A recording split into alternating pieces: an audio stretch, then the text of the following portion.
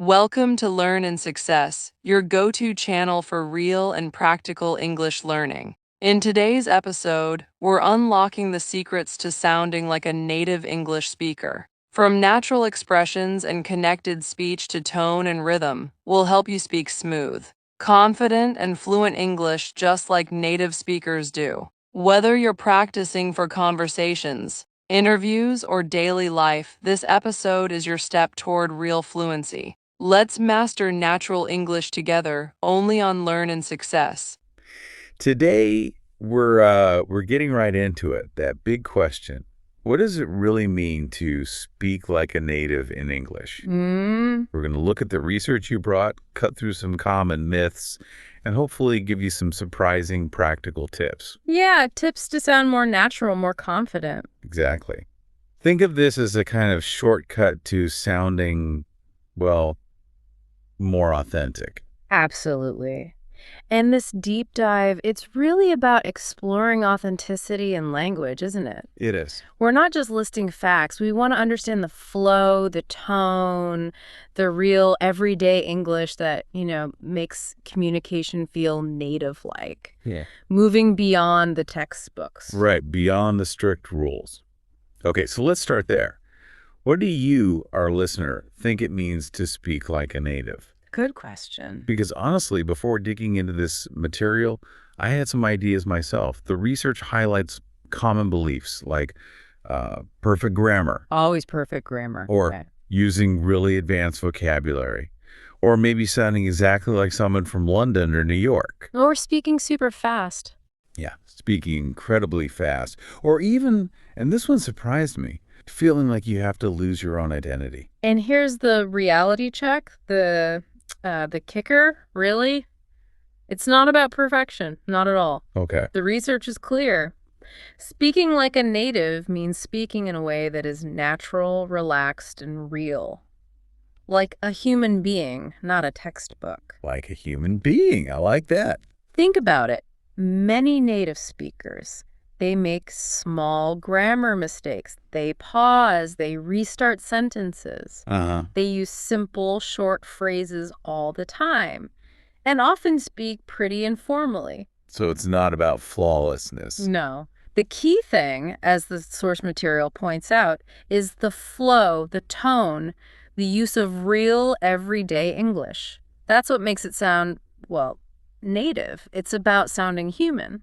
That's really interesting because so many learners focus intensely on avoiding every tiny grammar slip-up. Right. Does the research suggest that maybe focusing too much on that perfection actually gets in the way of sounding natural? Precisely. That's a great way to put it.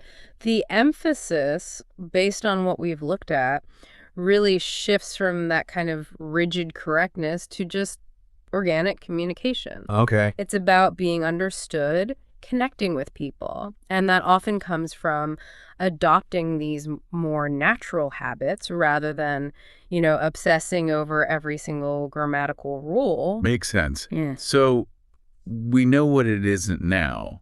Let's pivot. What do native speakers actually do? What are these actionable insights? Right, let's get practical. What's the secret sauce here? Good question. Okay, let's walk through some specific techniques.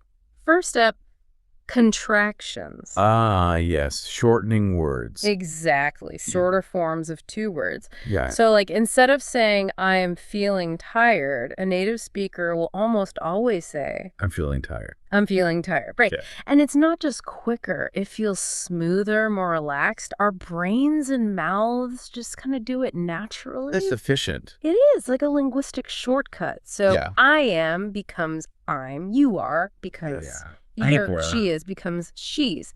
Simple shifts, but they make a huge difference in sounding natural. Okay, contractions. Got it. What's next? Next up is using short, natural phrases. Native speakers don't always construct these long, perfect sentences. Right. Often, it's just a few words.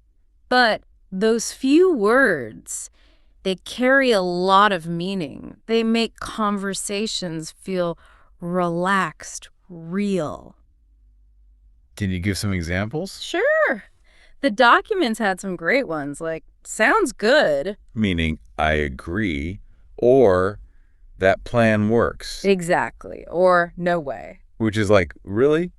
Or, I can't believe it. Surprise, basically. Right, showing surprise or disbelief. Ah, I'm in. I want to join. Yep, or hang on. Wait a moment. All set. I'm ready or everything's prepared. Mm-hmm. Got it. I understand.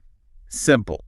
Very simple. Will do. I'll do that. Usually when someone asks you to do something, Correct. Then there's I'm out. meaning I'm not joining or I'm leaving or just not interested. Exactly.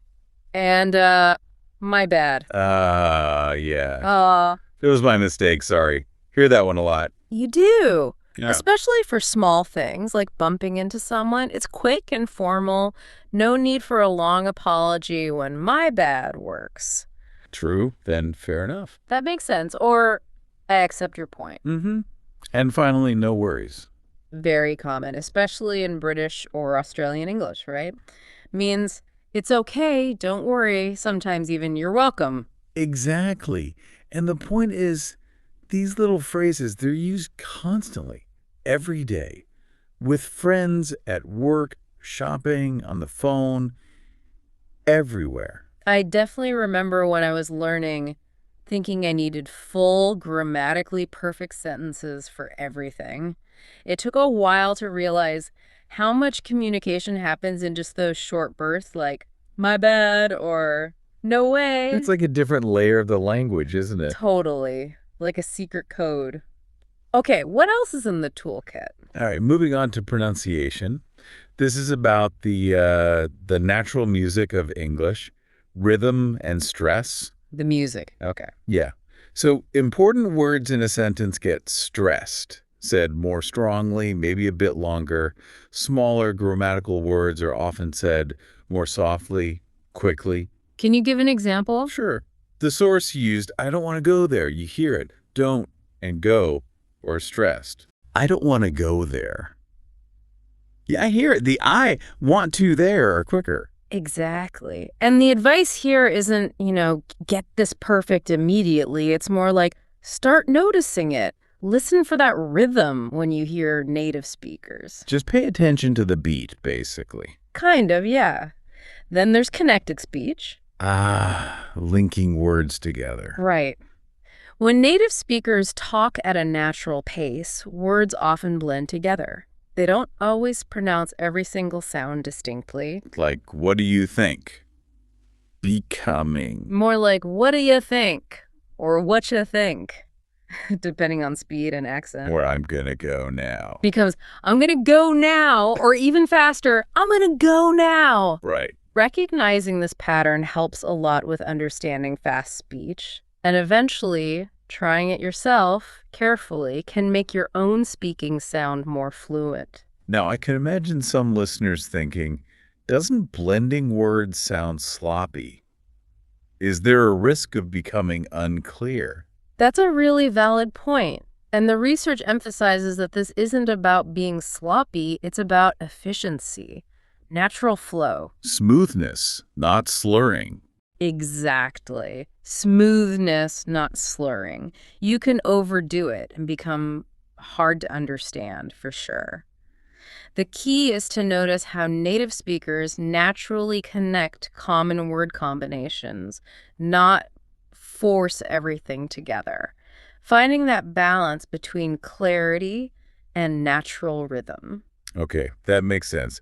Clarity first, then natural connections. Got it. What's the last piece? The last main point is using real-life expressions and situational language. Meaning language that fits the specific moment. Precisely. Avoiding that sort of textbook formality.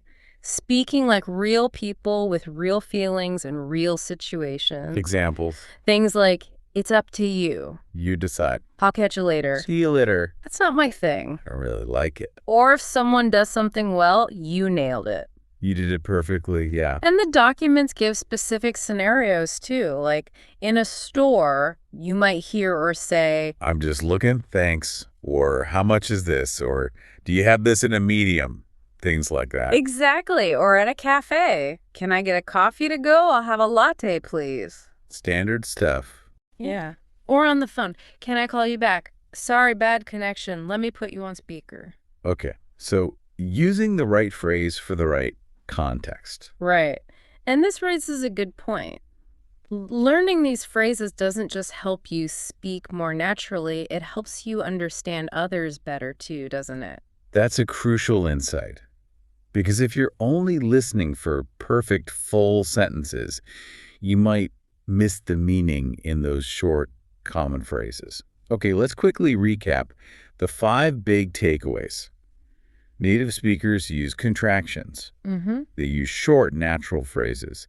They use rhythm and stress in pronunciation. The music. The music, right? They connect words when speaking naturally. And they use real-life expressions that fit the situation. That's a great summary. So the big question then is, how do we actually start doing this? How do we make these habits our own? Yeah, the practical steps. The material advises. Start by noticing. Start by listening. Okay, awareness first. Awareness first. Yeah. And then little by little, try these habits in your own speaking. The key recommendation is to start slow. Don't try to do everything at once. Exactly. Maybe write down some phrases you notice. Read them out loud. Practice them until they feel, well, familiar, comfortable. So it's less about just memorizing rules and more about building habits. Yes. Making it part of your routine. Integrating it into how you actually use English day to day. Okay, fantastic. So there you have it. This deep dive really wasn't just about listening to us talk. It's about understanding what makes English sound authentic and how you can practice that yourself. And remember that core idea from the research. The key to sounding like a native speaker is not using big words.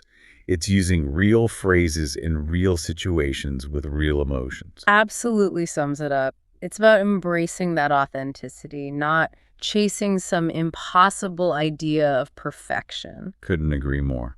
So we really encourage you to keep exploring this and maybe to leave you with something to think about this week. Okay, a final thought. Considering everything we've talked about, this natural human-like speech, what's one calming, simple phrase you hear often in English? Something you can now maybe identify as one of these native communication hallmarks. Like spotting one in the wild. Exactly. Spot one and then think. How could you maybe try using it in one of your conversations this week? A small practical step. A small step. And feel free, go back and listen to this again. Maybe shadow some of the phrases we mentioned. Pause, repeat. Make them feel like part of your English. Great advice. It's all about that practice and integration.